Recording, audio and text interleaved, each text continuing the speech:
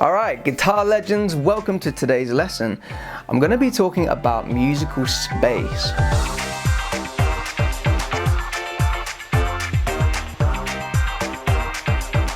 Should you have it? If so, how much should you have, etc. Alright, so musical space just means gaps in the playing. Alright, so if you're playing a guitar solo, do you play constantly? If you can play fast, it's very tempting to just play constantly through the whole solo and just really show off, show that you can play super fast. But sometimes this can sound a bit boring, it's really impressive for the first 3 seconds, but then you're not really playing any melody. No one could sing the solo back to you, right? Most of the iconic solos in songs that you hear are the ones that you could probably sing back, or at least some of it. So let me just demonstrate. I'm gonna play a solo to a blues backing track. All right, now I'm gonna do 2 solos. So I want you to see the difference here. The first one, I'm gonna play constant notes. The second solo, I'm gonna add some space. All right, so just have a listen, and afterwards we're gonna talk about the pros and cons of doing either approach.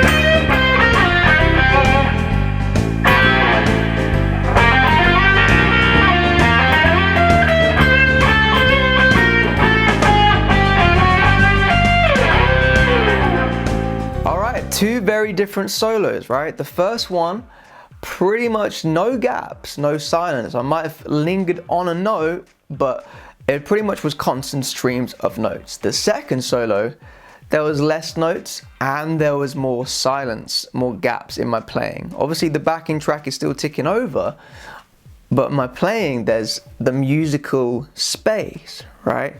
So write in the comment section, which one did you prefer to listen to? All right. Now, I'll be honest, for me, in my opinion, I tend to enjoy listening to guitar solos that have more melody, all right? And that means you can sing it back. Okay, so if it's like a small phrase, you'll be able to sing, like I could remember it and sing it back. But when someone's just playing constant notes, you can't sing it back, it just looks impressive. All right, so it's good to try and get a balance of the two, in my opinion. So you have some fast flurries in there, but for the most part, it's melodies, all right?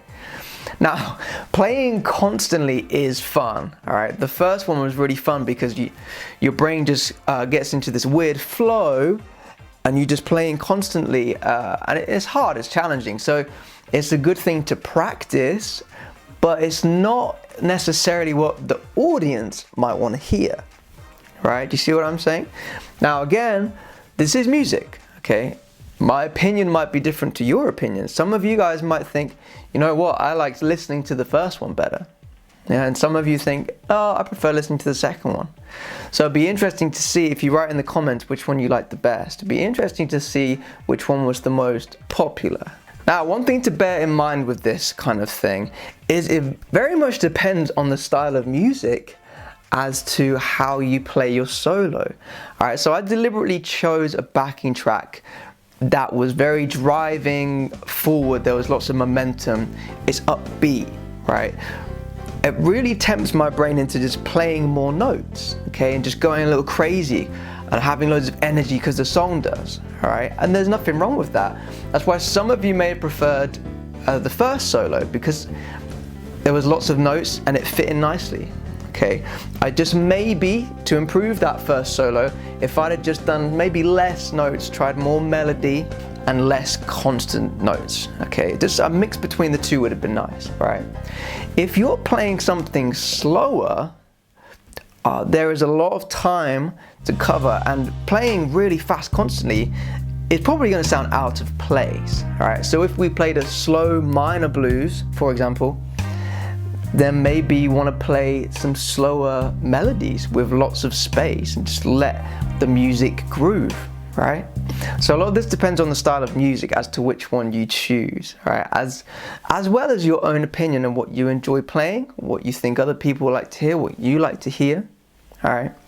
But regardless of that, you need to make sure that you're at least thinking about this. Okay, so when you're practicing to a backing track now, practice both methods. So you could say, right, I'm going to play constant notes. Okay, it's really good practice to do that because your brain can process information really quickly once you get good at it.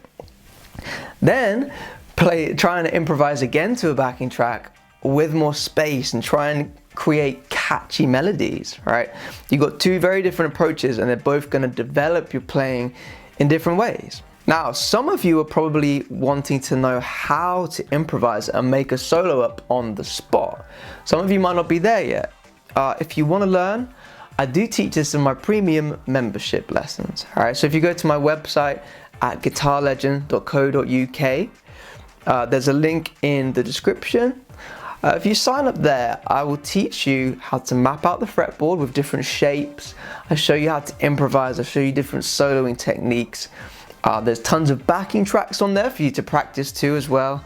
It's all video lessons. There's tabs, there's diagrams, there's everything. It's a great way to learn how to play guitar properly if you want to take your playing to the next level. All right. So I hope this lesson was useful for you guys, and I will see you in the next one. Thanks for watching.